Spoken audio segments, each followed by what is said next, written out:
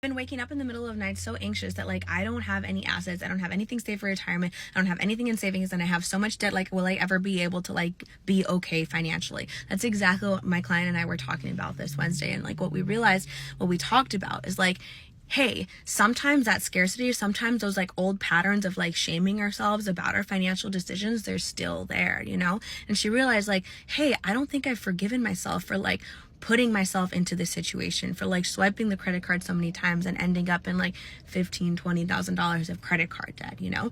And one of the things that like we spoke extensively about is like, hey, those like patterns, those thought patterns are still going to happen. They're still going to come up despite all the progress, right? And in those moments, that's when we have to kind of reaffirm ourselves. We have to have that positive self-talk and be like, hey, Gabby, isn't it true that you have the system set up to like fund your savings and your investing and your spending? Isn't it true that you haven't swiped your credit card in like a misaligned way? You haven't gone like binge shopping in like months? Isn't it true that we figured out that our debt payoff plan is going to take 18 months and we're a couple months in? So like we know that this is going to happen. Gabby, like, isn't it true that you're contributing to your 401k? Maybe you're not maxing it out yet, but it's a yet. Eventually we have a plan to once we're paid off with our debt. Isn't it true that part of our direct deposit is split and it's going to our high yield savings account so we have access to capital if and when we need it, aka building up your emergency fund?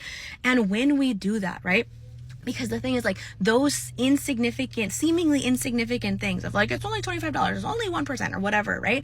It's like, it's not insignificant. That's the evidence. That's the evidence of what habits you're building. That's the evidence of your financial system that's working, right? It's systeming. It's happening. That's the evidence of the fact that you are approaching money differently. And at the end of the day, we have to remind ourselves that there is a difference between looking back at our past to like understand, to reflect, and to look in the mirror and think, okay, I'm going to do things differently now. And there's a difference between like living in the past, so constantly shaming ourselves for it. If we don't learn to forgive ourselves for our past misaligned, maybe even dysfunctional or mistakes, decisions that we've made with money, then like we'll never truly be able to move forward.